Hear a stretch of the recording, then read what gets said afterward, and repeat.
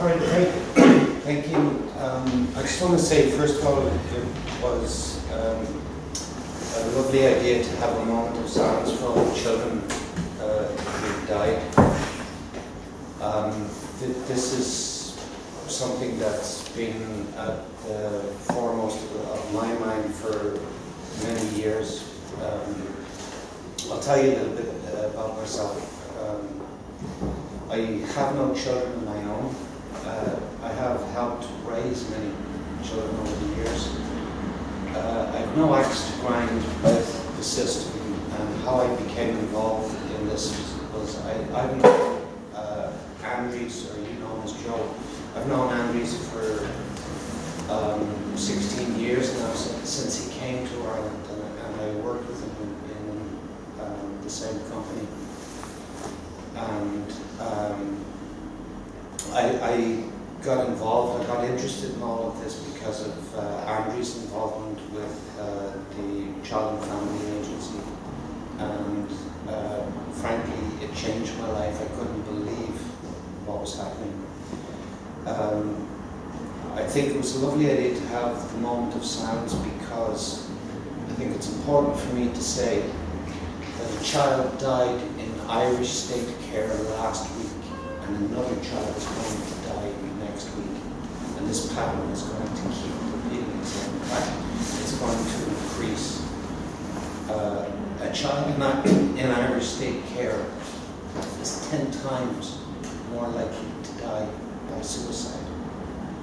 Why do you think that is? Well, why you take a child from a supposedly bad situation, and you place the child, and you have all the money, you have all the facilities, you have everything, you have foster carers, you have residential care, you have psychologists, you have social workers, you have professionals, but children end up worse in state care than with their parents. And there have been studies done on this, but I won't go into a great deal of detail about it.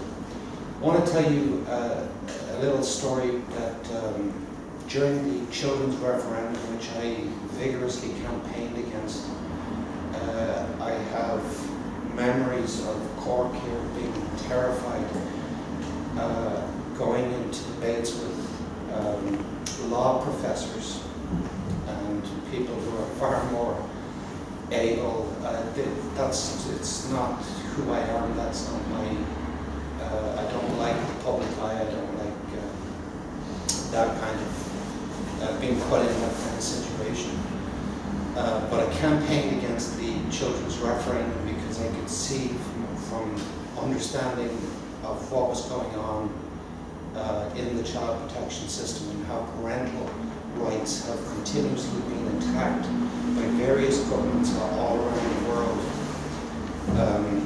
that this was a very, very bad thing, because they weren't pulling some magical set of rights out of thin air and giving it to children. What they were doing was they were taking these rights away from parents and giving it to the state. Effectively, children, they're taking rights away from children. The state, when you look at it, when a child's rights are being violated, the usual suspect is the state.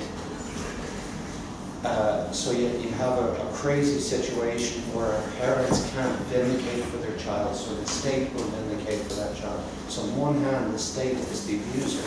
On the other hand, it's the advocate for the child. It doesn't make any sense. And generally what social workers are doing today doesn't make a great deal of sense, or the way the system works. The social workers have two choices, supposedly. When they arrive at a home, they can decide to help the family, to advocate for the family, which is what social workers are trained for, and they're actually very, very good as advocates. Or they can prosecute that family. And unfortunately, what they do, an example that they use is the Baby P case. And I don't know if you know the Baby P case, but I think you all do. But Baby Peter, what should have been primary learning from the Baby P case is that social workers can visit a home and professionals can visit the home 60 times and not see the threshold to intervention being met. The bottom line is that social workers are no more capable of determining which children are at risk than anyone else. This is not the way the child protection system works in other countries. This is how it works in English-speaking countries. It doesn't work that way in Spain. It doesn't work that way in Poland and many other countries. What happens is the police are the people who decide if the child has to be removed. And then a judge makes the decision that the child has to be removed. And social workers only become involved afterwards as advocates.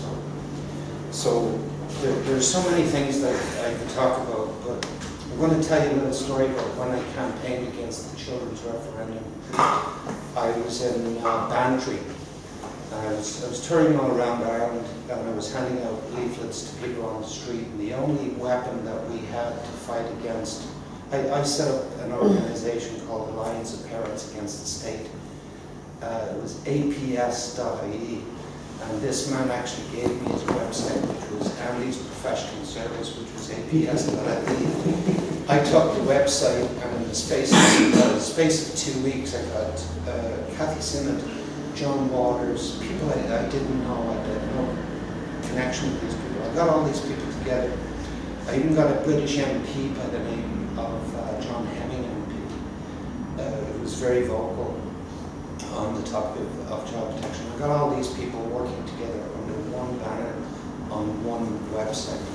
The only weapon that we had was these leaflets. And people were calling me up and saying, what can we do? How can we want to actively campaign with you, what can we do? And the only weapon that we had was that one pamphlet, which was 10 reasons to vote no in the children's referendum. Mothers would call me and say, look, I don't have a car, I don't have, have to look after my kids, like, what can I do? And I told them, I said, get on Facebook, educate people, but print off a copy of those 10 reasons, get photocopies, go to every home in your neighborhood and get the information out there.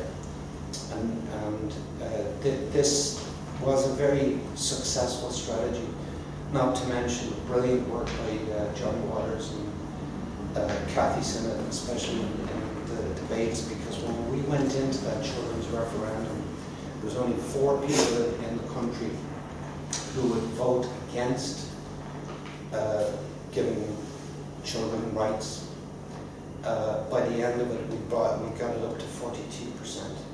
So I think that was quite an accomplishment, even though we didn't win.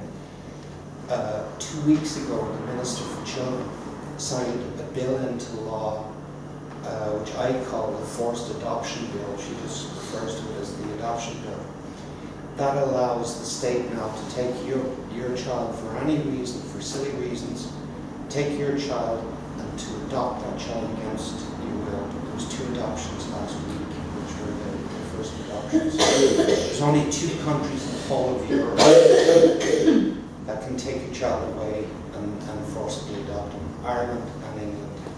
And if you look at the system here, if you look at the social workers, you look at the managers, and you look at right up to the top, to Freddie McBride and his predecessor, they have brought in the UK system into Ireland.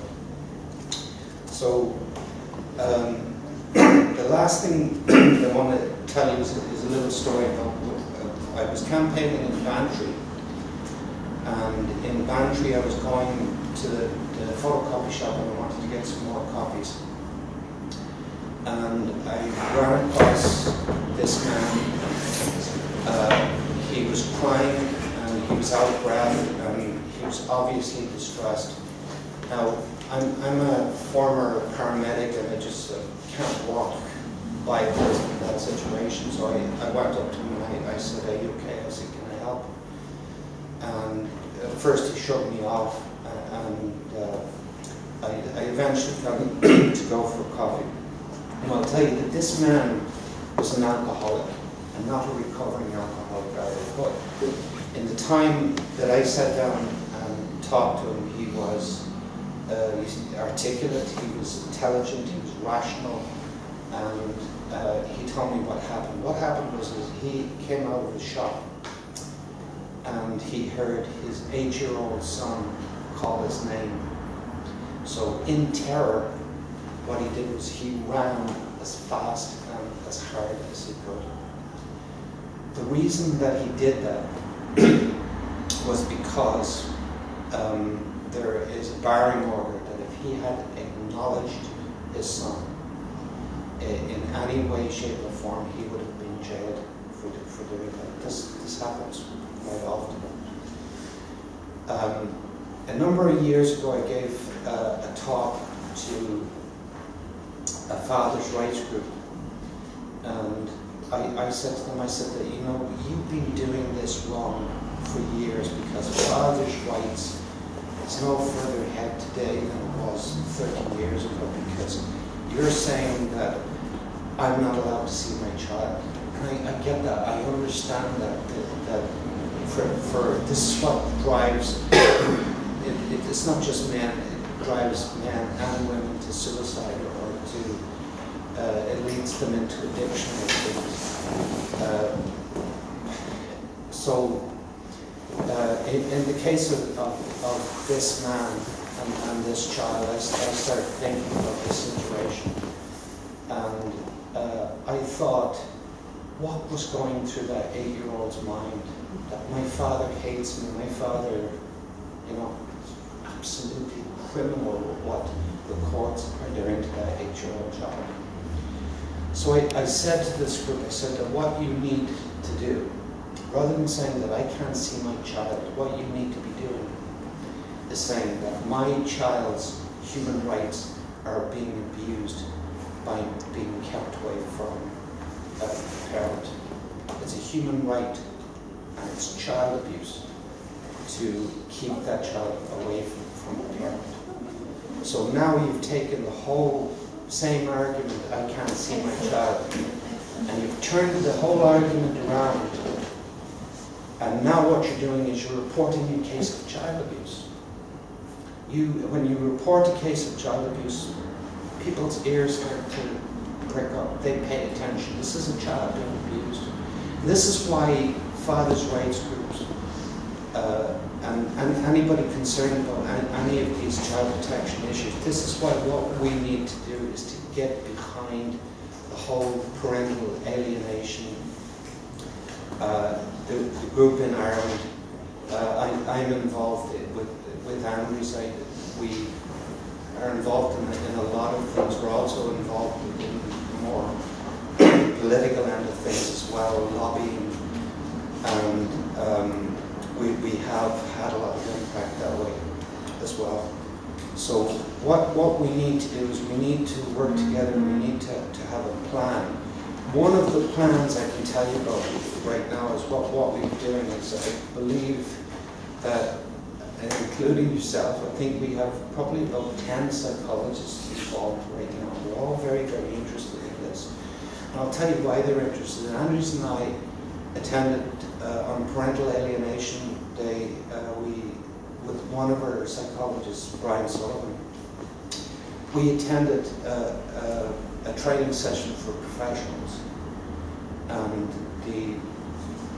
in the group there were therapists, counselors, social workers, psychologists, and for the people that were in that room, they said it was like a light bulb going off in their head, because they had seen this. Parental alienation is a very, very, very specific pathology. And for them, what they had seen is they'd been seeing this for years and years, but they could never quite put their finger on it. It wasn't in the DVM. the manual that psychologists use. It's still not directly in the DBM, but it is there in some form.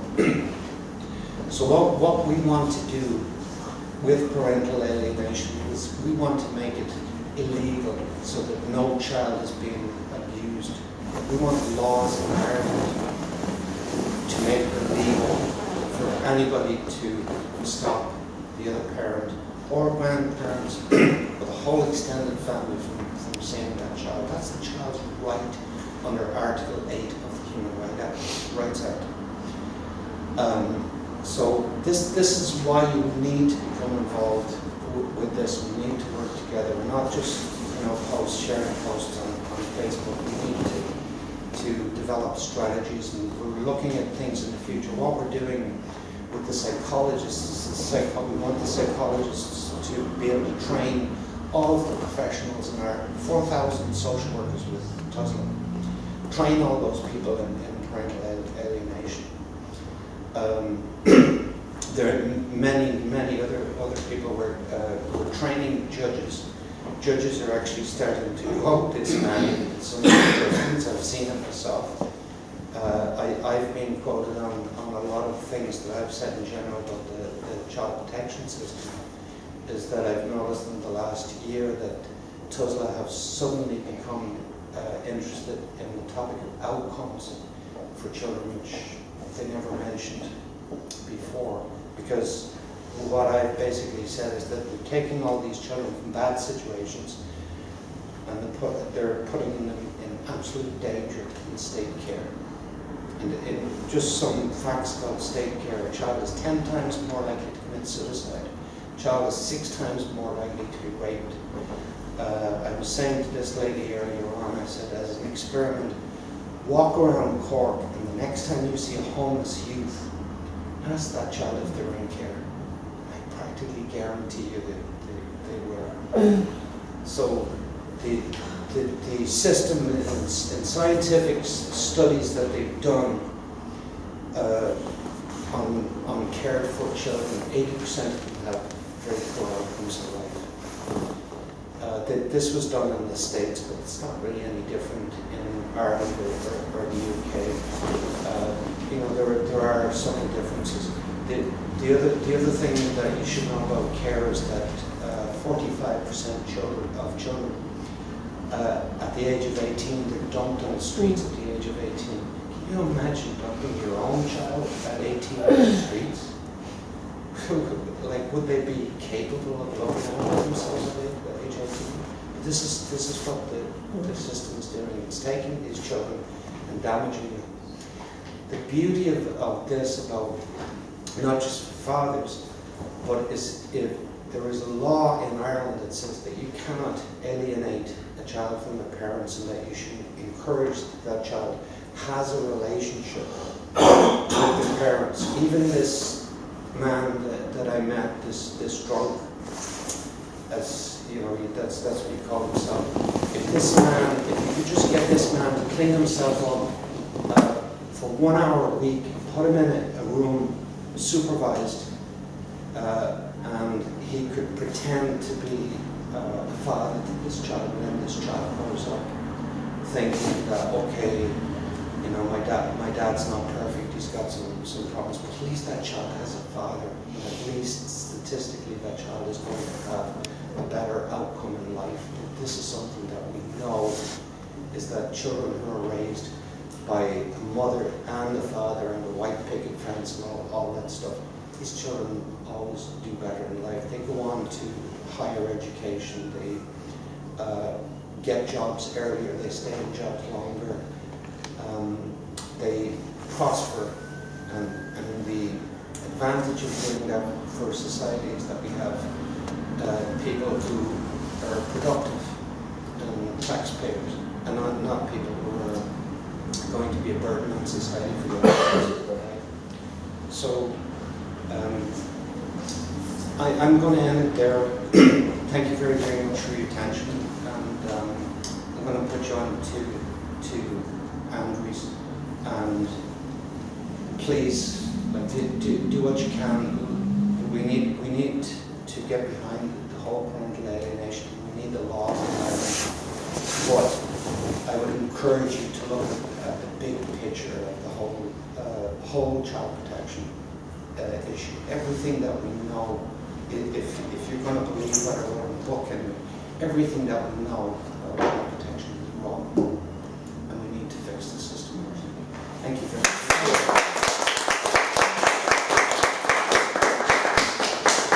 Joe, are you based in Dublin? I'm in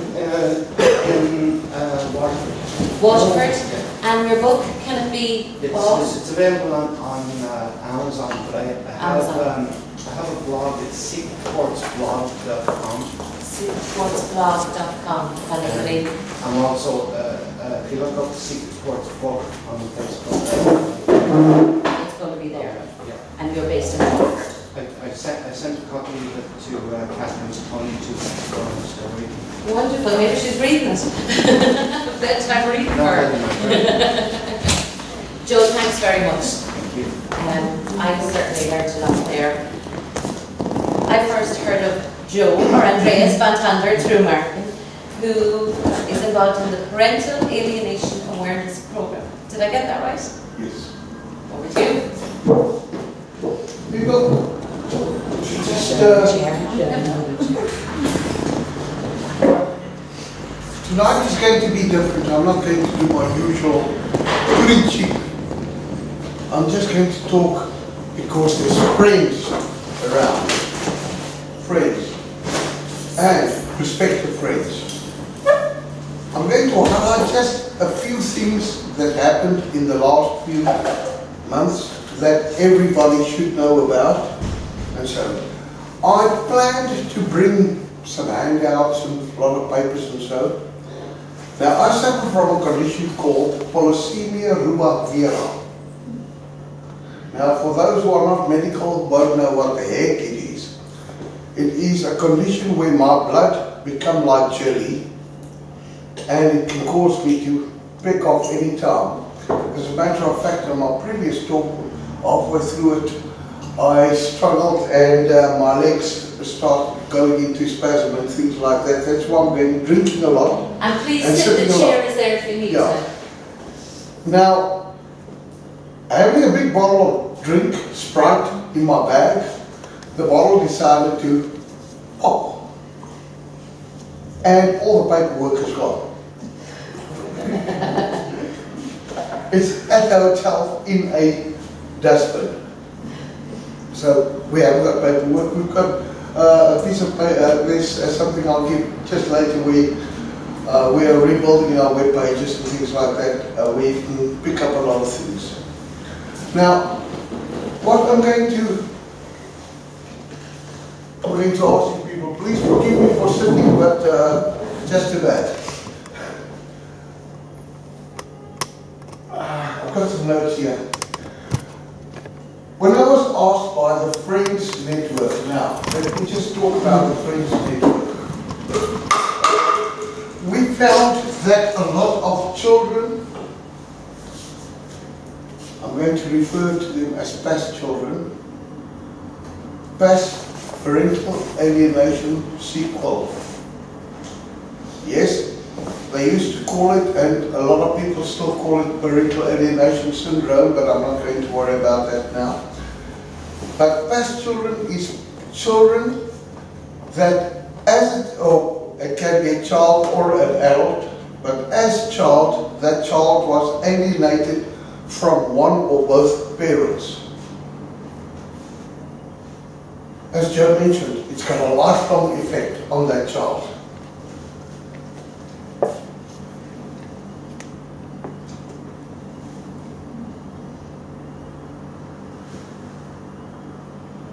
PASS children, adult as well as children, need friends. Target parents need friends. Now I'm talking about a friendship which is more like a biblical friendship. Now I know a lot of people do not like me talking religion, but in the biblical perspective, there is a system called koinonia. Koinonia mean I must be able to help you carry your burden. You must be willing to accept me as a person that will help you carry your burden. I must be able to give sympathy when you need it. And when I need sympathy, I need you to give me sympathy. And we must accept it. It's a biblical principle. Now, that is urgently needed. Now, Martin and so has started a group here now. And that's how I was asked to get to come and just give a little chat about it. So it's the Friends Network of Cork that is hosting this. For those who want to say, who the heck is involved here? Now, several target parents may be present. Now, I see at least four target parents sitting here. We're not going to talk about their specific cases. But I'm going to ask them to listen to what I have to say. We also have a few professionals. I've identified at least 2 professionals here. Please, people, you are the key in helping to educate people. Now, first, we have to recognize the condition, what the heck is going on here. And to recognize it, I want to give an example of something completely different. Around the year 1700, when ships was traveling all over the world and sailors need some entertainment when they entered their ports and so, a ship's doctor diagnosed a disease that was picked up by some sailors. The disease was called the fatal pestilence, a pest that is fatal. It killed the soldiers, and when they arrived at that same society again, usually the town was empty, everybody dead. The symptoms and the progress of that condition was well documented and described, but it wasn't recognized at all at the time by the general medical profession.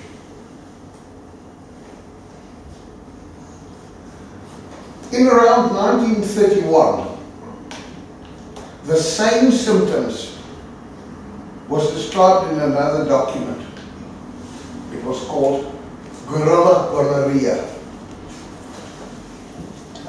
Again, the condition wasn't recognized by the medical professionals. During the 1960s, the condition called SLIMS was very well known. SLIMS, why do they call it SLIM? Because a big strong man will suddenly become as thin as a matchstick where the wood is scraped off. Again, SLIMS was well documented, exactly the same symptoms as the previous 2 diagnoses, but it was still not recognized. So, does that disease exist?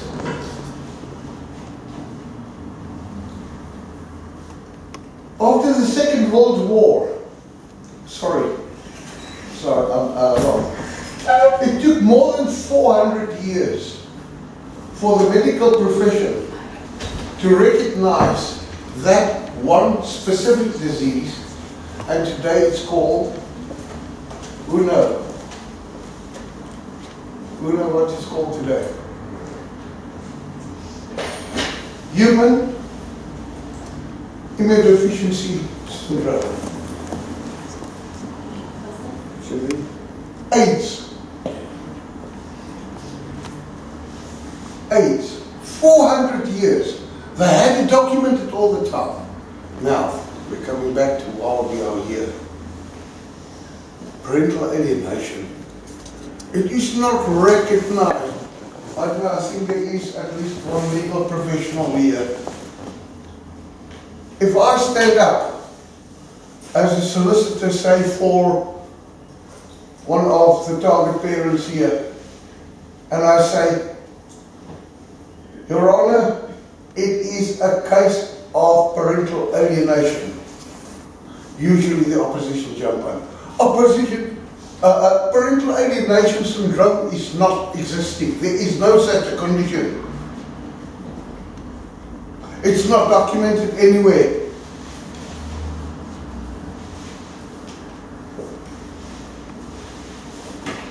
Parental estrangement is known and documented from the beginning of time, and it was seen as justifiable in many societies for reason of religion or status of one or both parents. During the turn of the previous century, it was legal and the right of a gentleman and standard practice in many countries to estrange his illegitimate child from the mother. The mother was perhaps a lady of reputation, so the child is to be protected from her. After the Second World War, the effect of that estrangement was more and more recognized. Some people started calling it alienation, some still call it estrangement, and so. Steps were taken by many military authorities to limit the effects of estrangers between soldiers and their children. I'm not talking about alienation, I'm talking about estrangement. But the effect is the same. In around 1976, alienation became a topic of discussion and it was termed pathological alignment. In the 1980s, Richard Gardner termed it parental alienation syndrome. In the past 30 years, several camps formed around the subject of parental alienation. Some supporting parental alienation as the right of the alienator to protect the child. Others seeing it as infringing on the rights of the target parent and the child. As Joe clearly said, the right of the child. During the past 10 years, professionals started agreeing that parental alienation is child abuse. The Parental Alienation Study Group, consisting of around 400 professionals, mostly legal professionals and medical professionals and psychologists, psychiatrists, blah, blah, blah, blah, blah. They recognize parental alienation now as the second worst form of child abuse there is. The second worst form. The worst form of child abuse, sexual abuse with incest. Now you're going to say, but what about if I break the kid's arms off and leave him only in a wheelchair and things like that? Mentally, he will accept his condition.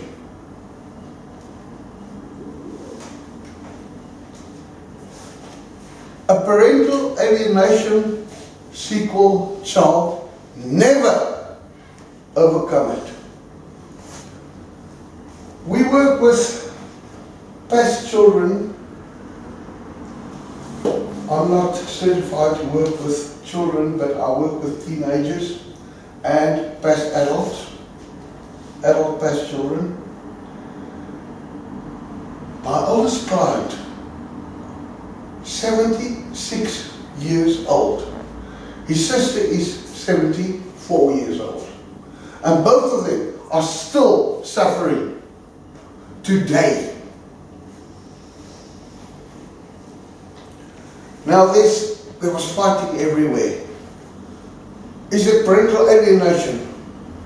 Is it pathogenic parenting? What can we call it? There's a group in the States grouping around Dr. Craig Childress that say we should use the term attachment-based parental alienation to be diagnosed with a pathogenic parenting concern scale. Now I'm using funny words. Okay, let me try and explain to you what the hell it is. Pathogenic parenting is poisonous parenting. When I feed the child poison, pathogenic parenting. In the UK, they were more following Dr. Walczyk and his group of people, Dr. Corin Woodall and so, and they said no, we cannot use the term pathogenic parenting because pathogenic parenting is not always involved. Then they decided we can't use it, immediately call it parental alienation, because parental alienation is not always involved. So now we're sitting again with ammunition that me as alienating party can use against you as target parent. Your solicitor, your legal system do not define what you say I'm doing. So what do you do now? Now the poor solicitor that believe what is going on, that can see what is going on. The poor guy, he is as lost as a fart in a thunderstorm.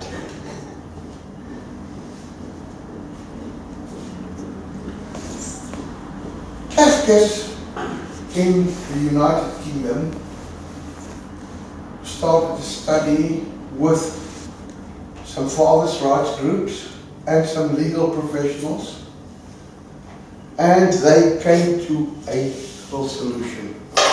And that solution became very important on the 14th of last month. On the 14th of last month, a conference was held in London, attended by Kafka's several legal professionals, several counseling services, family, Unite systems, several judges of the High Court of the UK attended and gave some speeches. And they came up with the term implacable hostility. So that is a new word we have to do. Our solicitors have to know that word. Implacable hostility. What they say there, implacable hostility is the first step in what is happening to you as target parent and to your child. The alienating party is hostile towards you, is hostile towards your child, preventing the two of you to have a relationship. At that stage, we cannot say parental alienation is taking place. It will be just things like, sorry, Johnny can't come for access today, he's got soccer. Sorry, Sam, we don't want to see you tonight. She's visiting a boyfriend.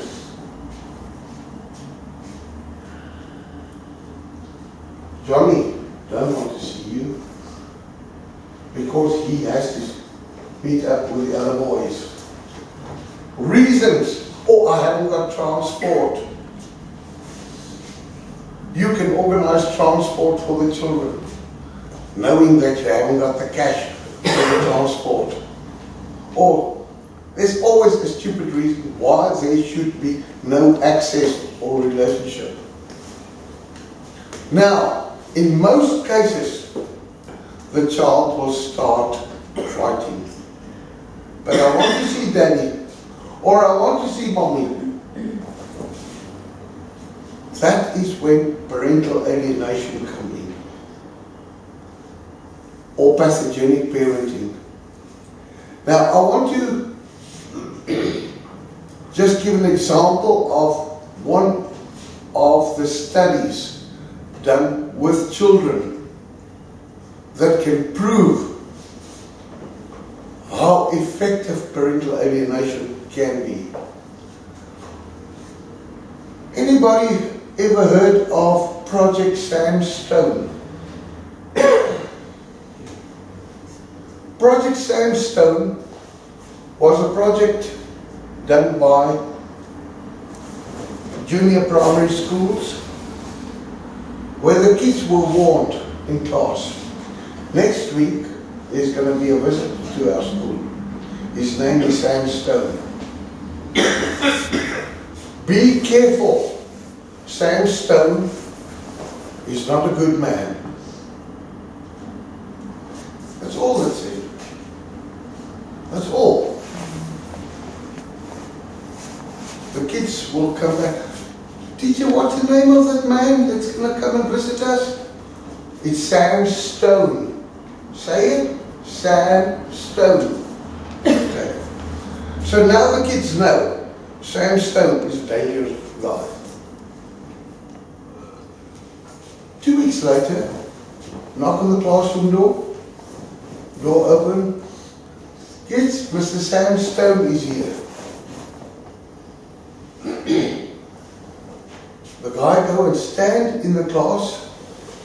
Teacher go on with lesson. Complete the lesson. Sandstone say, bye-bye. Walk out of the door. And that's that. 2 weeks later, that kids are taken and interviewed one by one. What did Sandstone do? Sandstone pulled the teddy bear's eye out. Sandstone broke this. Sandstone stole that child's sandwiches. Sandstone, I tell you, what comes out Sandstone did is unbelievable. So, we used the Sandstone experiment in courts to prove parental alienation or pathogenic parenting. And the argument came up, sorry, that was for junior primary kids. A teenager, he can't do it to a teenager. So a new project was done. Project Violent Mouse.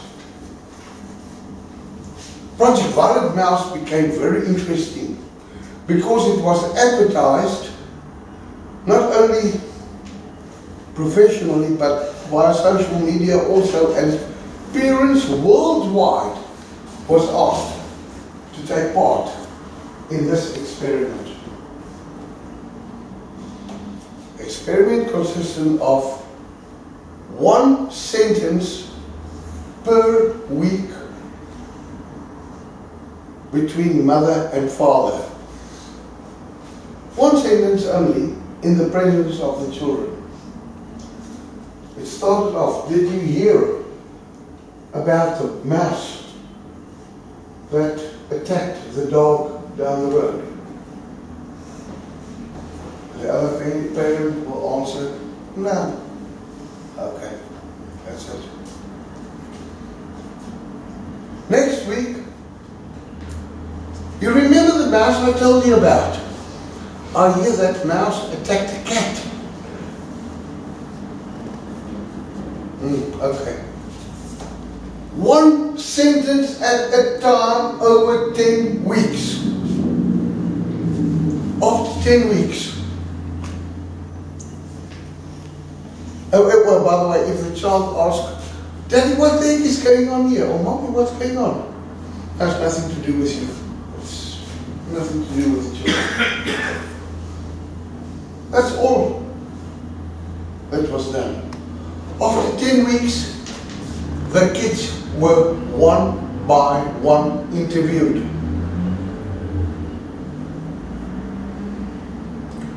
Now the shocking part, especially for you professional people. Forensic psychologists reported that the evidence given by the children was so clear that it would stand up in court. The violent mouse bit the dog. They saw the violent mouse. The violent mouse attacked my mother. The violent mouse killed 2 cats in the neighborhood. The violent mouse did this. It is unbelievable, the evidence that came out. And the greatest amount of the kids. Okay, there were some exceptions.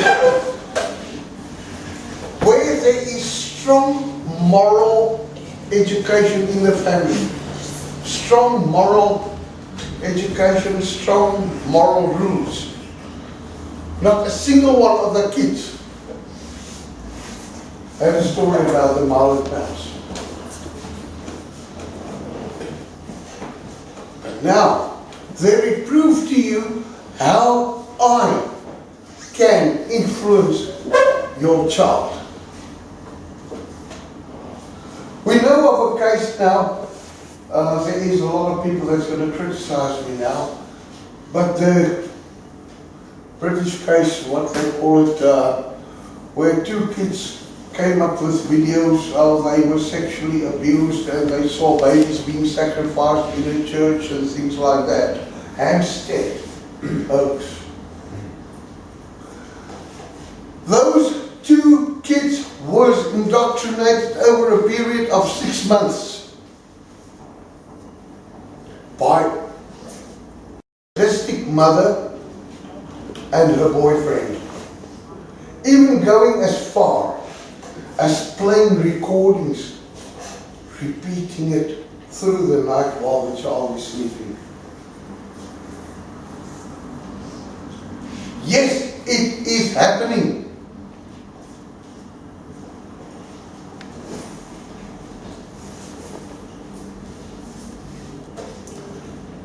Okay, summarized so far. What is the terminology we have to know? Implacable hostility. And it usually leads to parental alienation or toxic parenting, which is parental alienation. Coming with it is usually enforced estrangement, where I just make sure that you will not see your little boy. And you lady, you are not allowed to see that beautiful daughter of yours. I will make sure of it. Enforced estrangement is another term that you have to know. Okay, we did talk about pathogenic parenting. Now, why does this happen? I'm not going to give a lot of talk about that. I'm just going to summarize. It is usually due to toxic separation or financial. Toxic separation, I hate her more than I love my children. So, I will take that little girl. Remember once we used to love each other because we got together to make that little girl. But I'm going to take that little girl and I'm going to teach that little girl, your mother is a bad person. So what does the little girl say? Mommy is bad. I'm half of mommy, so half of me is bad. Tomorrow, that little girl is with mommy. And mommy tells that little girl, you know your dad is a liar. The things he told you about me is all lies.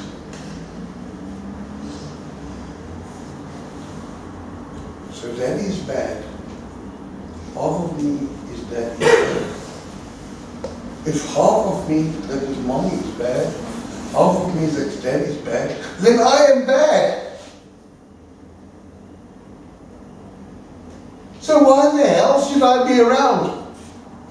That is why we see children suicides.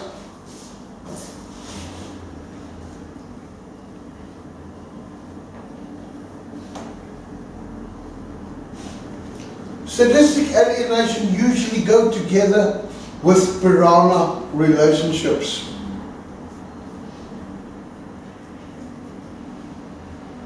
What the hell is a piranha relationship?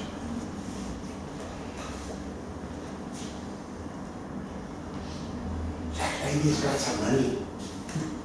Ooh, I'm going to win here. So suddenly, I throw all my charms, and within 6 months we are married. Now we are married. And then the baby, oh beautiful. Okay, now it's time to start milking her. I start milking her. The more money I can get out of her, the better. Now I steal the child and she must pay to see the child a little bit. Another piranha case is, and I wrote an essay about it, is children in foster care.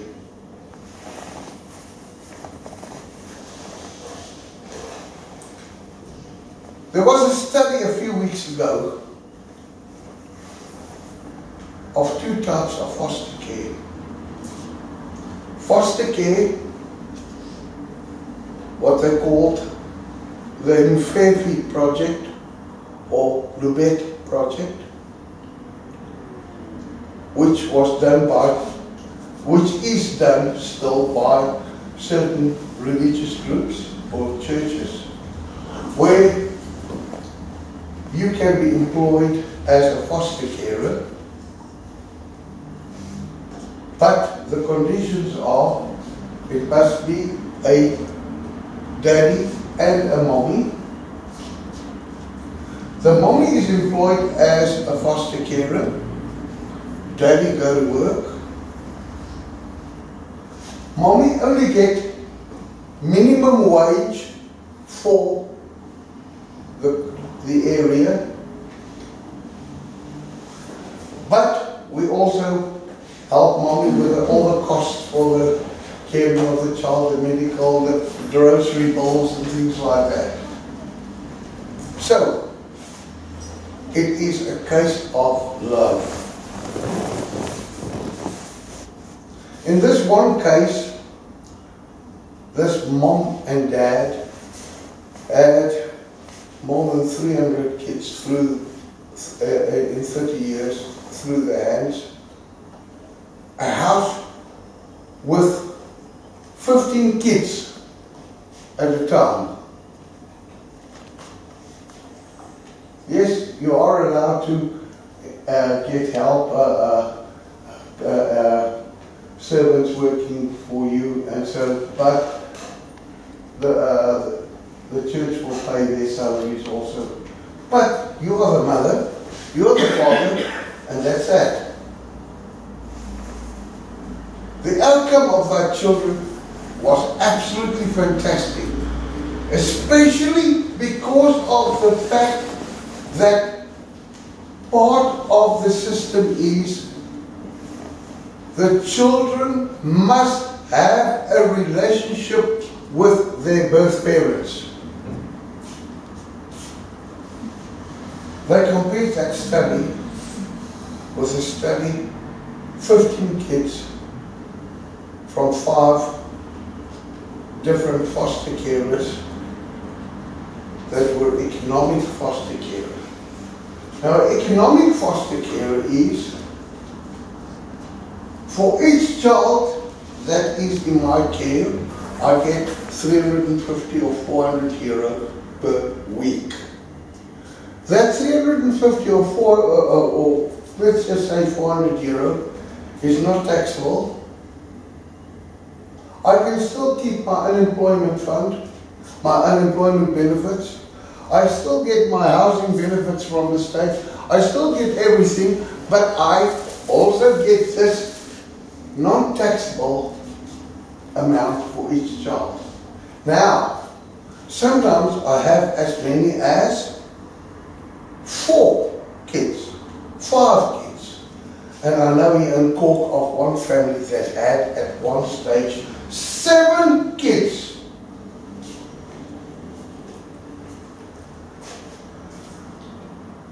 Seven kids in foster care. You can make the calculations for yourself. At 400 euro per week, what is the income of that household? Now, when those kids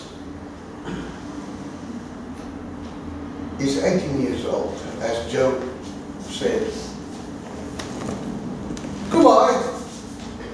There you go. Go look after yourself. We had it 2 weeks ago where a child was picked up in Dublin a week after her 18th birthday, where she was just said, sorry, I don't get foster care allowance for you anymore.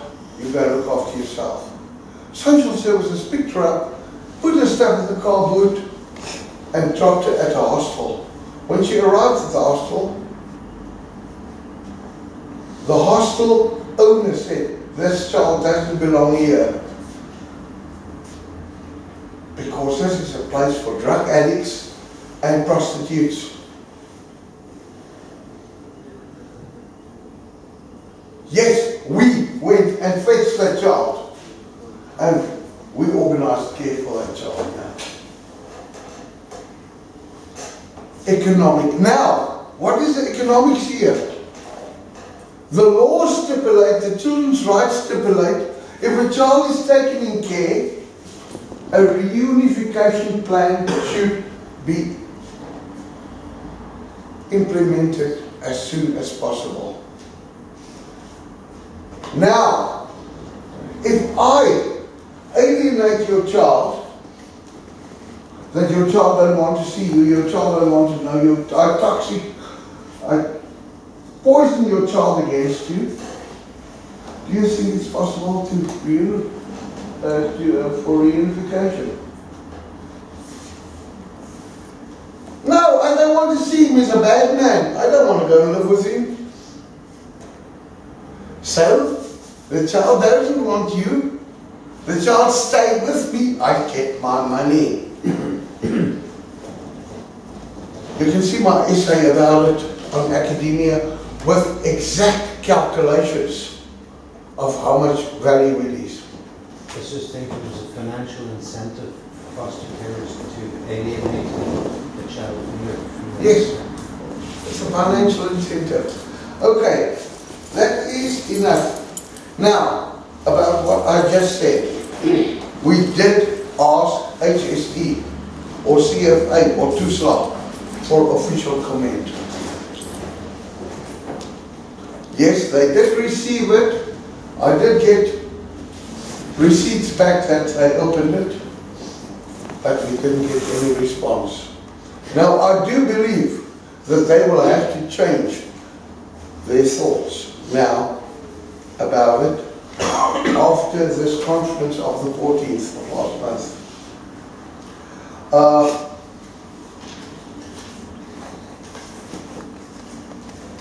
Earlier we said parental alienation is child abuse, and it's proven to be child abuse. Now the problem is again education. There's a person in this room. I went and I reported the child at serious risk, or the two kids that was involved.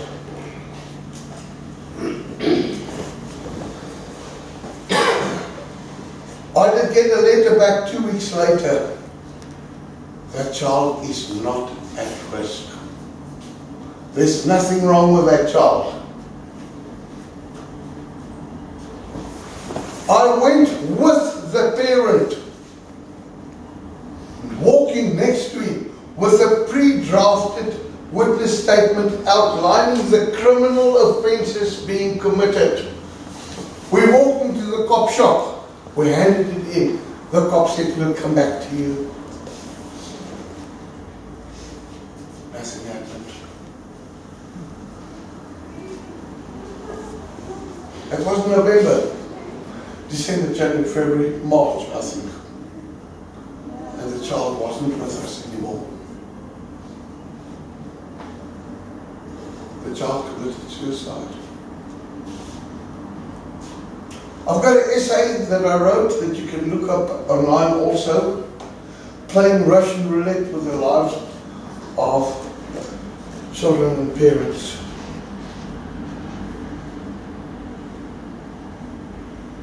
You'll see more examples.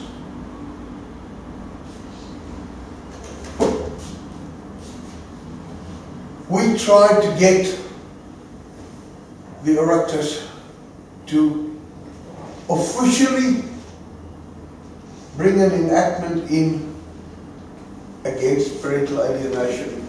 The answer was the existing laws is sufficient. Yes, I attended in this house with a parent that is also present here tonight.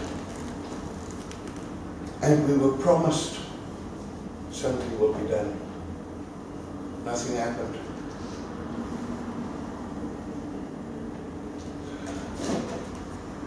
Go to the guards and report the offences that you believe is being committed. Okay. Walk up to the cop shop and you go and try and report any offence that is committed during family law proceedings. I'm talking about the offence of perjury. Oh, perjury is not prosecutable in Ireland. Child abuse. No, you can't prove that it is child abuse. The guards just didn't want to accept a complaint from us. And in some cases, the parent was insulted terribly. In one case, me and my wife Natalie took a dad, we accompanied a dad to Bridewell Garda Station with the paperwork. He was accused of sexually abusing his daughter. Garda investigations show he didn't. There's no evidence that it ever happened. TUSLA investigation showed that the child was coerced into saying that. The sexual investigation unit in Dublin interviewed, and so they also said, no, nothing happened.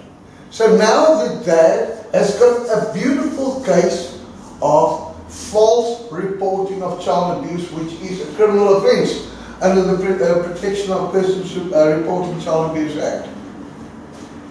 Section 5, I think. No, the guards say no. It's been in the court system. You have to go and see a solicitor. said, I want somebody senior, a sergeant or so. Now you will not believe what you're going to hear now, but I can put my hand in the Bible, and my wife will also. Where the sergeant told the poor man, I have no proof that you are not going to sexually abuse your daughter in future. If you can prove to me that you will not abuse her in future, then I will take a statement from you.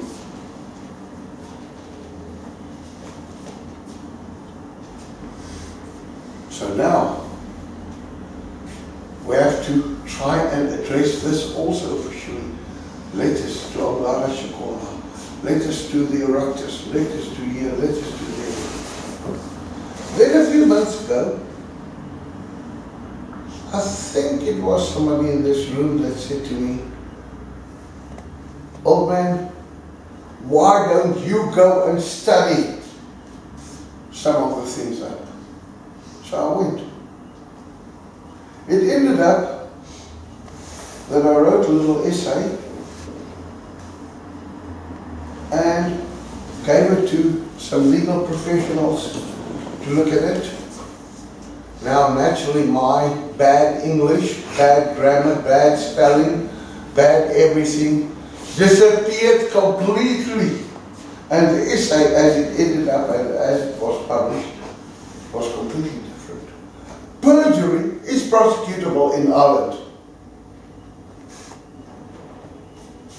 And perjury, the act of 59 or something like that, is still applicable in Ireland. By the way, this is just for interest sake. Do you know the pillory? Do you know what a pillory is? Plank with hollow in, put my neck, put my arm, another plank come down, and there I'm stuck. That's a pillory. Stocks, yeah. Do you know that the pillory is still legal in Ireland? The Perjury Act still prescribes it. Yes, go and research it for yourself. Do you know, if you are guilty of perjury, if I can prove that you are guilty of perjury and the court finds you guilty of perjury, then you are labeled for the rest of your life as a liar. If you are labeled as a liar, then nobody are allowed to believe you. You're not allowed to give evidence in court. You cannot even sign the little document when you apply for your car tax. This is the truth. When you sign there, that document is not valid because you are a liar. How the hell can I prove that you didn't lie on that document? That is valid still in Ireland. That means those with childcare issues, if you can get the social worker or the person reporting you, if you can prove that that person lied in the first court hearing, or your ex that is making sure that you don't see your child, if you can prove in the first court hearing that person lied, all other evidence after that is invalid. Oh, by the way, for a perjurer, it is also still prescribed in the Act that it's not only the pillory, but also nailing of the ears.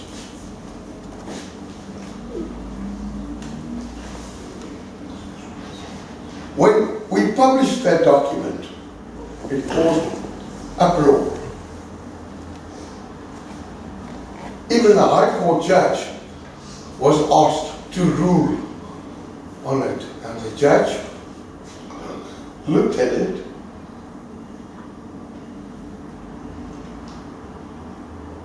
decided he will give his ruling next week, A week later he said, I cannot find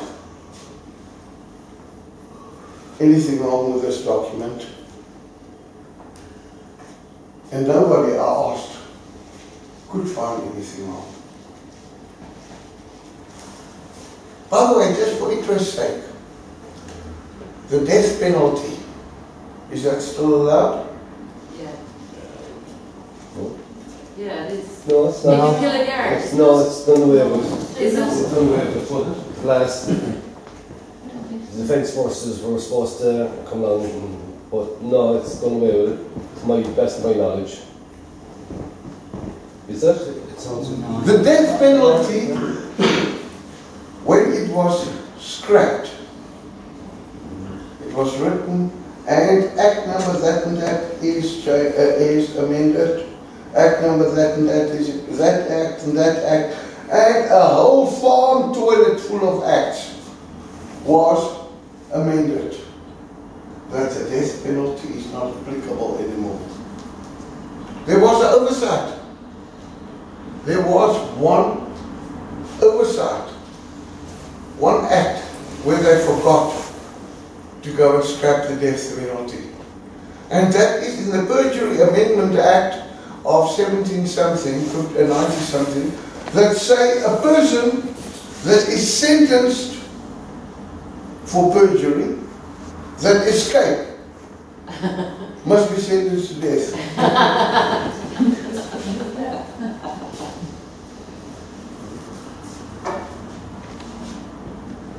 Okay. We're talking about parental alienation. We're talking about offences committed in the process. We spoke about going to try and report it to the guards. And you were just told, shut up, you can do nothing. And then we approached the Oireachtas again to do something about it. And it seemed as if it is partly addressed 2 days ago in the Victims of Crime Enactment, Section 7. Section 7 places an obligation on a member of Angara Shikona now. He must accept your complaint. He can't say anymore, he can't say, go to see your solicitor, go talk to the judge. It is now in, he must accept it. I was reading it last night, and there's just one thing it also says is that you can bring someone Yes? with you. How many times did we go in, walk in with a parent, and then the guard say, hey you, go stand there. I'm not talking to you. It's still at the, It's got nothing to do with you, okay. it's still at the discretion of the guard. He does, in my But then, he must allow on the first report, he must allow you to have somebody with you. And if he decides for one other stupid reason that my discretion say, I'm not going to allow Frank Mia to go with you, then you can say, okay, I won't go, but I'm arriving tomorrow an hour later with Joe Burns. And now the guard will say, but I'm not going to allow Joe Burns. Then he's going to have to give written reason why. Why? Also, he must take notes of everything you say. In the old days, it was just, I've spoken enough to you now, I'm busy, go. You can now ask for a reference number for the offence you reported. So there we did one again, a little bit.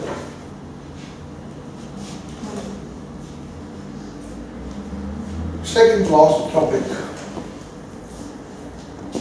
Joe mentioned earlier how important it is that therapists medical professionals, legal professionals, judges, and so understand and is knowledgeable. As one of the members of PASG, I spoke to him a few days ago, I said a while ago in a conference in front of the United States Congress, it is not the best psychologist, psychiatrist, solicitor or so that can recognize it. You can have your PhD, you can be Professor Dr. Poopers Cooper, or whatever you want to call yourself. If you do not know parental alienation and you don't understand it, you will get it wrong. The social worker that say, I have studied, I have my bachelor's degree, or sometimes my master's degree, I am now the team leader or I am the principal social worker. If they don't understand parental alienation, they will get it wrong. As a matter of fact, they might not only get it wrong, but they might get it backwards, completely backwards.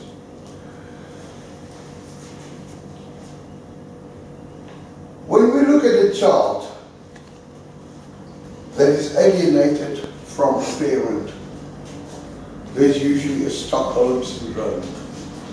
That means the child not only accepts but believe protected by the person that is doing it.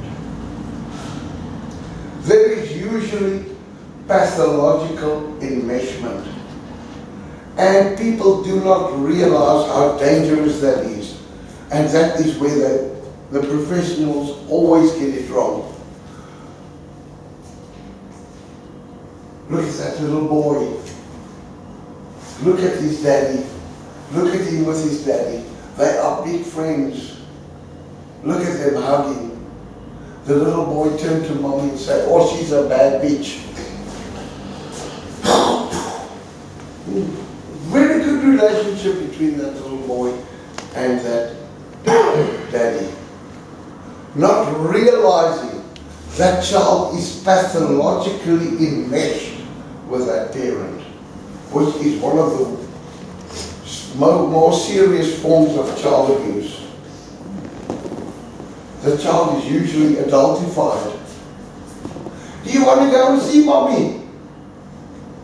No. Okay.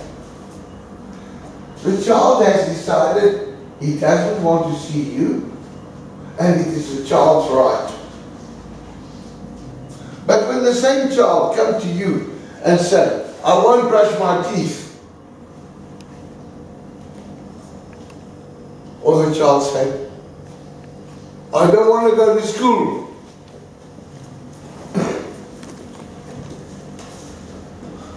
what now?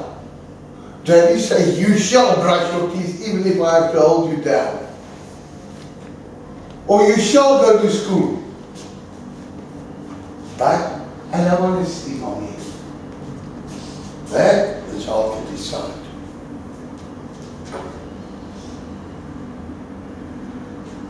One of the most serious things that most of you has experienced is the fundamental attribution error. I had a day or two ago another experience. That man is a bad man. Look at how he behaved in court. He is shouting every time something is said. He jump up and he say, now if he behaved in court like that, how the hell can he behave? Will he behave outside? That man, there's something big wrong with him. Oh, look at that mommy there. Oh, she's calm, she's collective. She doesn't cause any trouble. she do everything that he said. What they don't realize is that mommy is most probably a narcissistic, borderline personality that has learned how to behave to give a good impression. That poor father that I just told you how bad he is suffering from post-traumatic stress disorder, legal abuse syndrome, which is a form of post-traumatic stress disorder. You'd say he is cross. You didn't ask why is he cross. He hasn't seen his children for 10 years, and now you say he mustn't be cross, he must behave himself.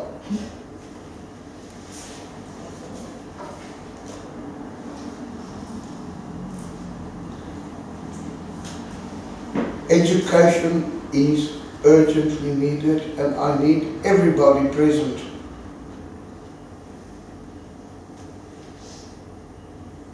to start studying this problem. I need you to learn. Also learn how to address it yourself, how to address your own problems that you have.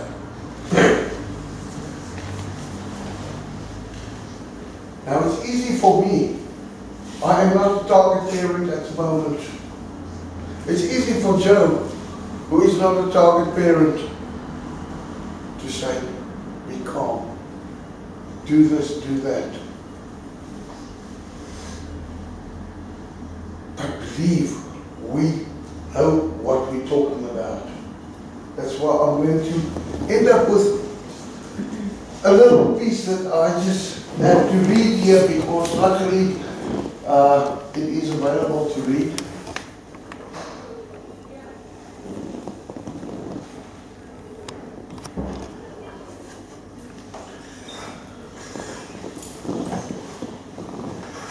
Sorry, and this way, when you're looking for it, I just mentioned that there are two free courses that you can take that are offered by the Parental Alienation Study Group.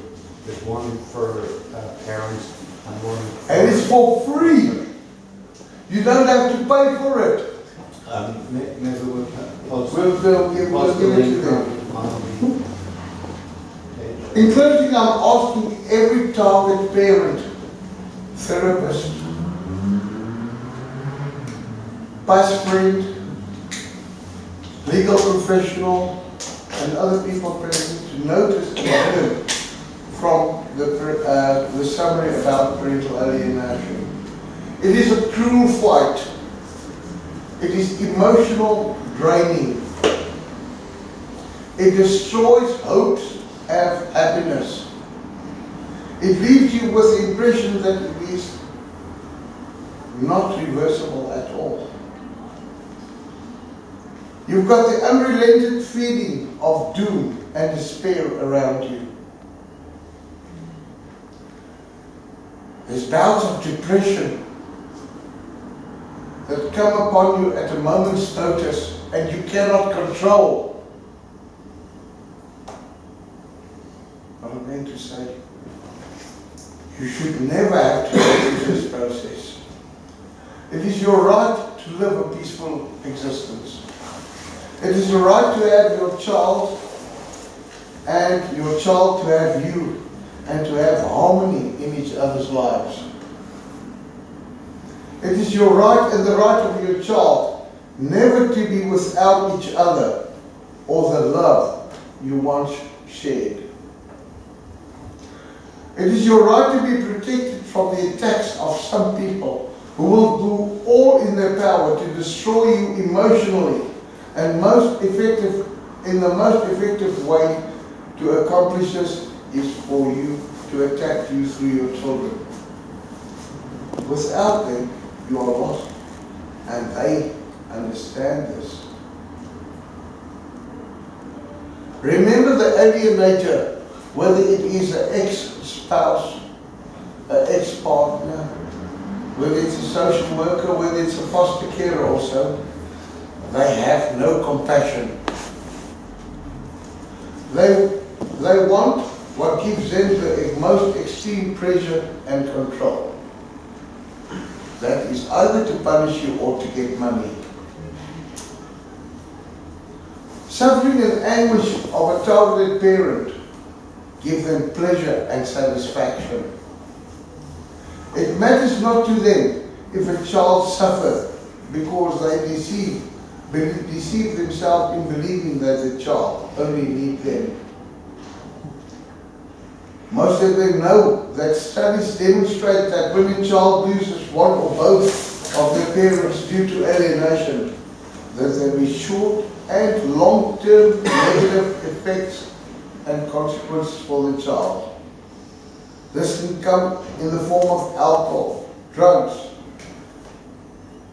other abuses, earlier than normal sexual experimentation, antisocial behavior, and a host of other problems.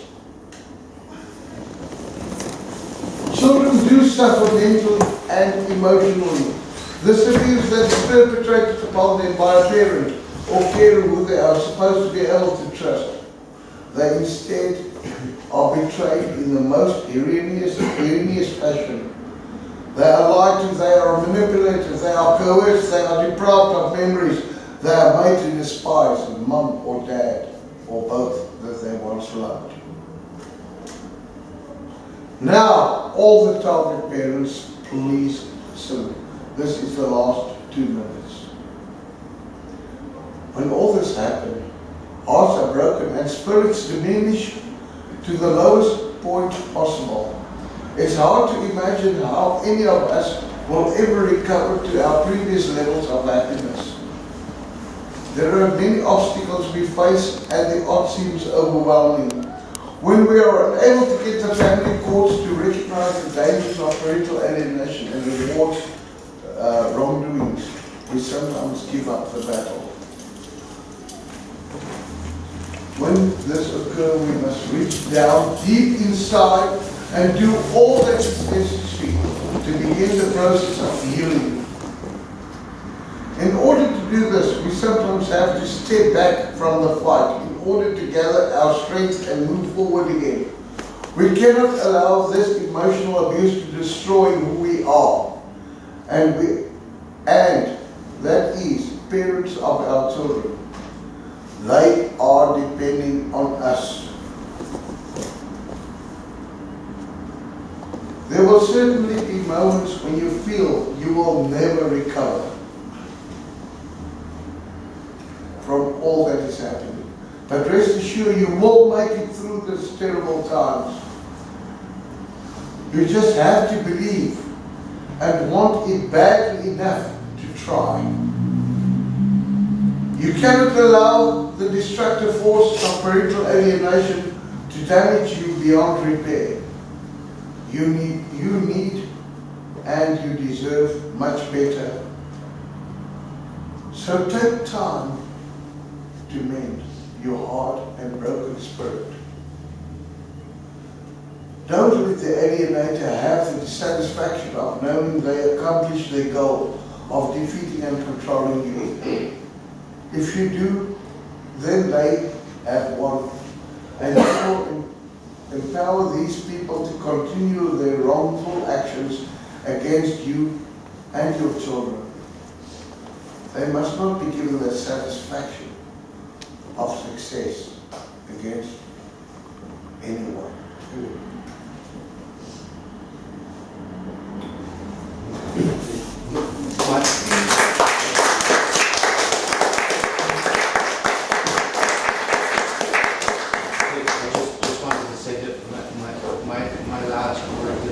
It's a child's right to never have to grieve for a living parent. Amen.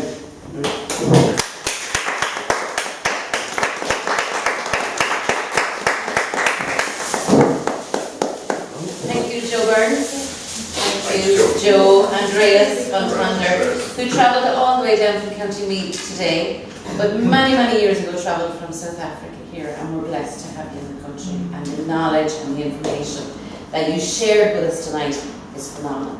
And I look forward to learning from you, and I'm sure other people do.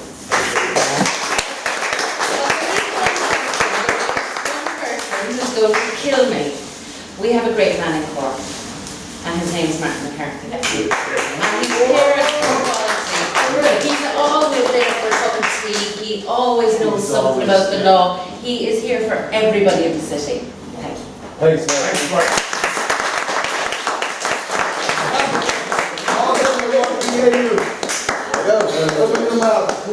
Yes, Martin. Thank you all for being here tonight. This is all you could say, information that we had. As Andrew said and Joe said earlier, we had the Wild Tussler. We invited on the Ardashir corner, and we invited other people in the childcare industry, as I call it, which is true. The childcare industry is what we're up against. Everyone is making money. Everyone. And it's, greed and the whole lot. As Andrew said, there is actually no one in Cork when he was here at the moment helping children who are through this society here and out of care as well. But what I found out when I first got involved was that this all seemed to have happened with the old HSC, cruelty to children and whatever. And it seemed to have sort of came over from that courtroom into the father's rights. And the argument we say, family court, which I don't believe there should even be a family court. We campaigned for collaborative practice. We got collaborative practice in.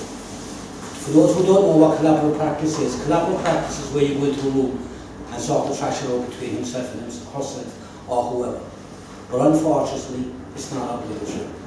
There's radio talk shows on about it every night of the week, but unfortunately, if he, she, or the carer refuses to go into that room, then that's it, it's all over. There's no point. I believe that, I also believe from what I've learned in the last 10 years that I'm involved in this, that Tussler and the state is responsible for the deaths of children and parents going through the care system in Ireland. Every piece of evidence is pointing towards. So I also believe that no one should be immune from whatever you want to call it, child abuse or whatever in this country, whether it be solicitors, counsellors or whatever, or even social workers. I can't understand that one section of society can be named and shamed in court for child abuse and another section of society can't. I don't believe in secret courts. I don't believe that a family should be brought into a court of law regarding who gets the child, who pays this and who pays that. I don't believe that should be allowed.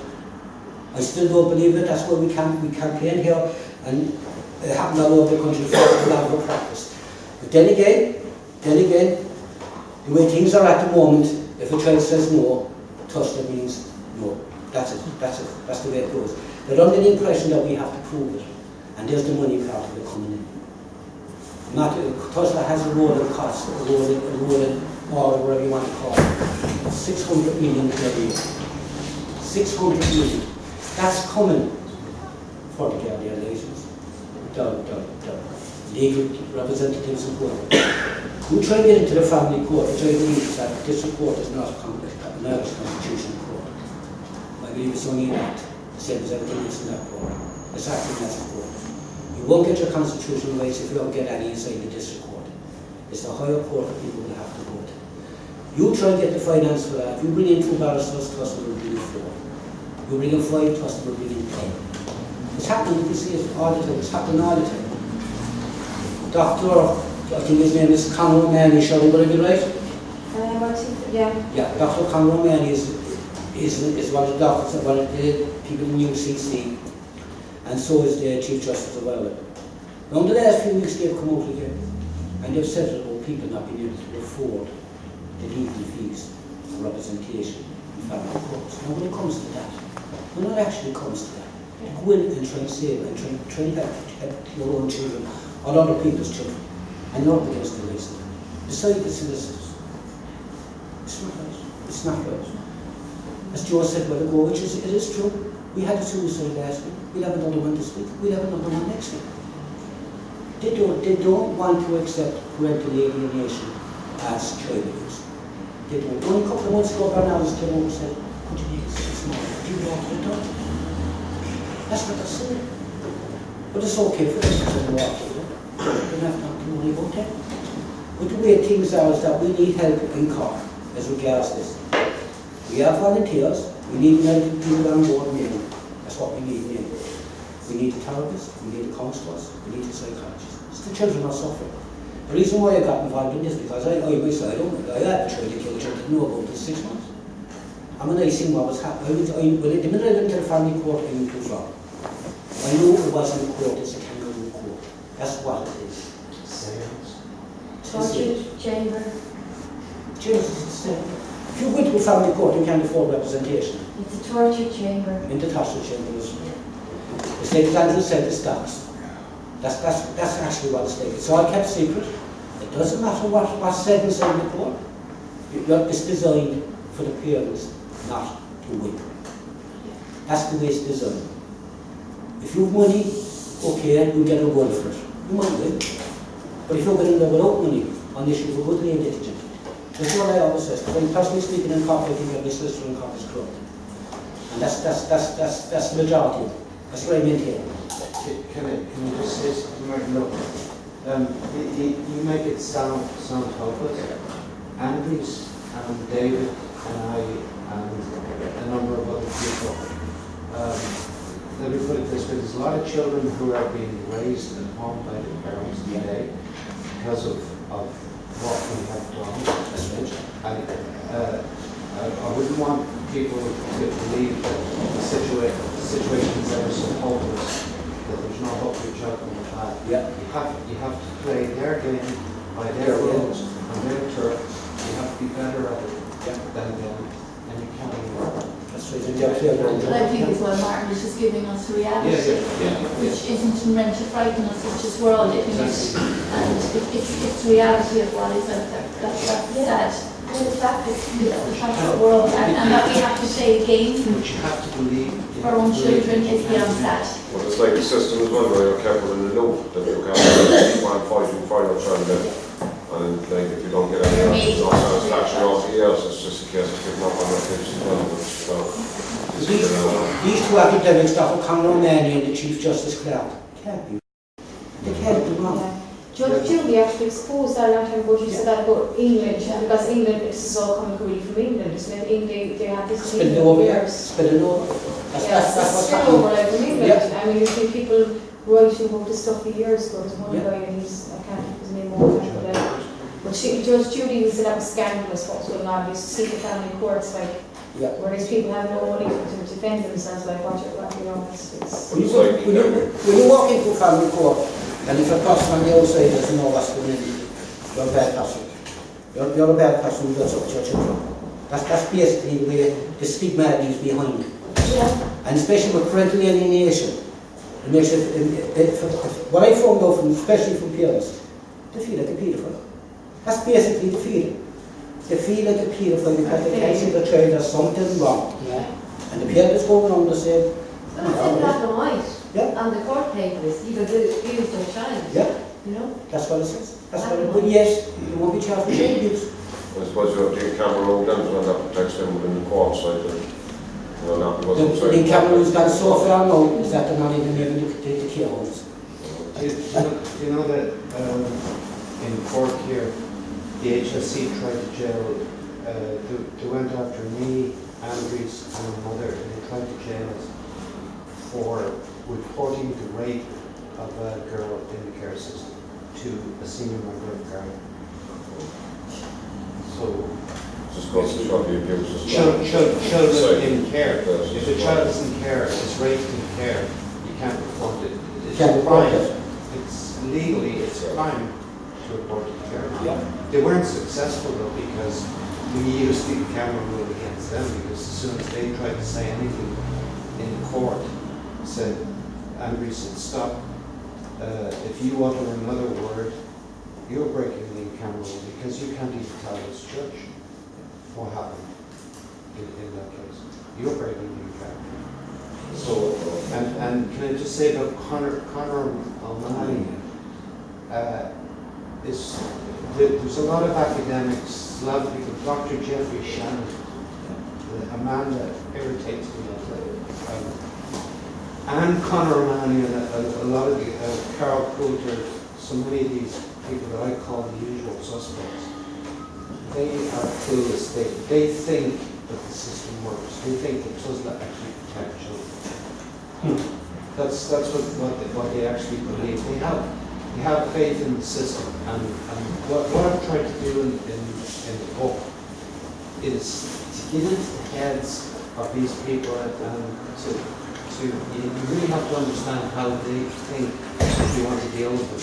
What they are doing in their minds is that they are saving the children. Yeah.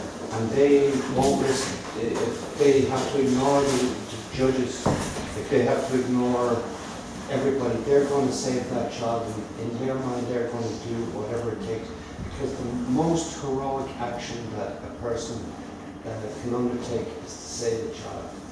And I've seen, and Reese will tell you, we've seen it outside of courthouses, social workers high-fiving each other when you get care orders, and I've seen them crying their eyes out when they don't, when they lose. They're sick in their tiny minds, and when you're dealing with social workers, feel sorry for them, really, you know. But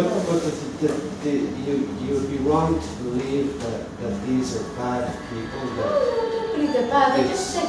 Yeah, it is a form of mental illness. It's an egotistical, like ego. Yeah, well what they're doing is they're saving a child. Do you know that in California, social workers actually went, and this happened in Scotland as well, they actually went to the Supreme Court and they asked the Supreme Court, is it okay for a social worker to lie in court if it's about saving a child? Actually asked that question in court.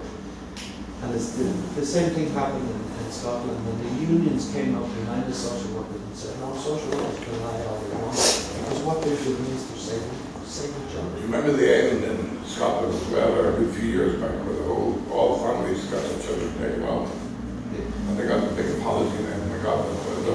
They took a whole time, children, off their family. Through the children sent something to social workers again. And they made a big thing about it, actually, a lot of fun. It was on the news. I couldn't believe it. It's Scotland. On one of the islands in Scotland, I'm not sure where it was. I actually went there.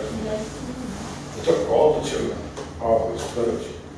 The whole lot of them were all more or less arrested. Yeah, I saw that in London. It's about 20, 30 years, 25 years. I saw that in London. I walked in, I went to meet a woman in Brighton and Hove, to this estate. It was mostly all single mothers, and there's kids' toys all over the place. And that's the single child. All of those children have been taken and forced to be adopted. And then there's also, it's one of these you can't prove, but once again, there's the whole link to paedophilia with that kind of stuff as well. You know, you're taking children from their natural, you're bringing into vulnerable situations. I know, but that's, you know, that even also that's happening in other countries. Australia is a lot of concerns about that as well, that children are being just trafficked that way as well. A lot of people, what you were saying is correct, because what happens is children in care make easy targets. Yeah, there's a definite link there. Yeah, well, there was 72 police investigations in the UK into child prostitution, and the vast majority of the victims were all children who were in the care system. But it's not the Freemasons, it's not, you know, the Illuminati or the political elites, it's criminal gangs that are doing this, and they're doing it. The thing you have to look at is the class difference there. Like judges, solicitors, child psychologists that are involved in court. No, but see, they're from the class. They're earning multiples of usually the people that are in the family force from lower classes, and they say that is the reality of it. So they're already from vulnerable backgrounds. And I know we can be linking paedophilia in this there, but that, I don't know that even helpful for us there today, you know, because we know that's in existence, but it's not a EU. So it's a big problem, but it's not a EU. I know, but even saying that, my experience, and I've been in family court a lot of times I was, you know, and I just find it a very blunt instrument. Even I pushed to get the child psychologist involved, and it was still a very blunt instrument. What I felt is like that there was a judge up here, you know, and it was most likely a grandparent's age, you know, from a very well-to-do background. They're looking down on myself here, you know, my ex-partner and child, and then they got the psychologist in. We had to pay a few €100 going to see this a court-appointed psychologist. She man, I love this cufflinks and his hair done and all. It's like, they don't give it time of day, and they're making judgments on your life. You know, it's just, they're so, you know, and it's so silly, like, you know, it's so blunt, it's so arrogant, the system. Well, but it knows the outcome before you even go into the court, as far as I can see. Oh yeah, but they've been judged. Well, they look at you, they're so extremely intelligent, they can judge you like that. Joe, I think you're guilty. What's wrong with our system is you're guilty until you're proven innocent. Whereas if you murder someone on the street, you're innocent until proven guilty. It's okay. And they've already their sign up, but they've already their inherent biases from their class, you know. And I don't know it's something like they want to go class, but they do, like they've already a lot of biases already, and they've already judged you largely when you go into I find. Your profile. Okay. Your profile big thing now. Before you're big thing. Criminal court here. Sorry to the thing. Even the criminal court is coming. Your profile for the judge in the morning having A breakfast. person who never come close to walking in your shoes and has no idea of the real life that you've lived. They don't care either. You know? Well, they don't, but that's what we're like. It's class, it's class and it's right, yeah. Like Joe, is there some kind of thinking around taking it out of the court and into mediation, into family mediation? That is supposed to be happening. It is supposed to be happening, but it is not happening in practice. What's happening in practice is the act, College of Human Act has been changed to say that mediation should take place. There should be an order to enforce access. There should be an order to do this to the child that is alienated according to the new act. It doesn't use the word parental alienation. It just says a child where a child has where there was no contact, the reason for no contact is to be addressed. Now, if it's parental alienation, naturally that should be addressed. But the law is there. But that has not filtered through to the legal eagles yet. Something that was spoken about earlier that is very important. We sat in the High Court a few weeks ago in Ireland regarding perjury by social workers, psychologists, and so during family law proceedings. This specific mother needed to have the psychologist prosecuted for perjury. They decided he is immune from prosecution due to old case law from when the earth was still young. I was calling and asked, please give your opinion as author of the essay on perjury. I had to ask the court, please give me a few weeks to study it and then give my opinion. I did get some advice and the court accepted the following about perjury of professionals. If the professional perjures him or herself on a fact, then it's perjury. If the professional perjures himself on an opinion, it cannot be prosecuted. Like for instance, if I say, I saw him drunk in the street yesterday, and he can prove, yesterday he was sitting with a priest having a meal, and the evidence is overwhelming, alive, then I'm guilty as a professional of perjury. But if I say, I do not believe that lady has got enough brains to draw a picture of a house with a pencil and a pen. Although I have seen her drawing that picture, I know I'm lying. Because I've seen her drawing the picture. She's done much better than that. But because I'm as professional say, I believe she cannot, then I'm not committing perjury. You understand there? When the professional opinion is given, it's not perjury, although it can be the biggest lie because of case law. But if a professional state a fact which is false, then it is perjury. Example. Now I think somebody's going to smile now. In court, Professor Dr. Pooper Snooper gave his report about how stupid this mother is. He did this test and that test and that test. I tell you, this woman that I'm referring to is so bad, you will not even allow her into this room. Everybody will stand up and push her out, or they will use something to throw her out. That's how bad this woman is. Then he gave evidence how bad the dad is. I don't think you want to be near that man either. He's very violent, I tell you. Then the time came when he had to be questioned. And the solicitor said to him, "Sir, I have to remind you, you're under oath. Did this and this happen?" "Yes." "Are you sure that is what he said?" "Yes."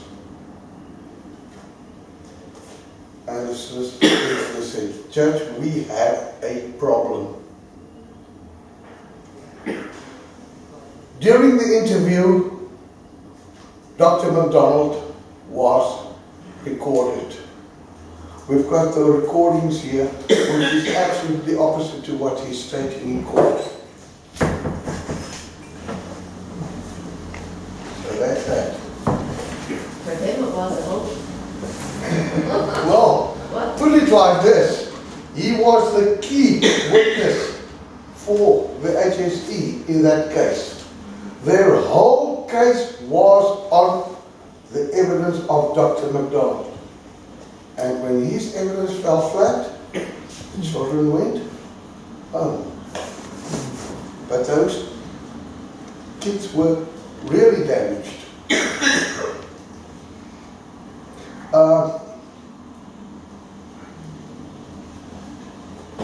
Especially target parents here, I want to warn you something that an experience I had in the last 2 days. Never lie. Do not say anything bad about him if you know that it is not absolutely true. Do not say anything bad about her if it is not absolutely true.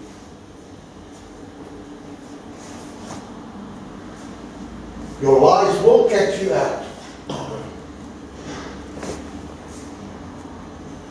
On Monday, there was a case in Phoenix House. Now I'm breaking the in-camera rule. I hope nobody's going to report me. I was not supposed to say which court it is. Can I pause that? So. Over here.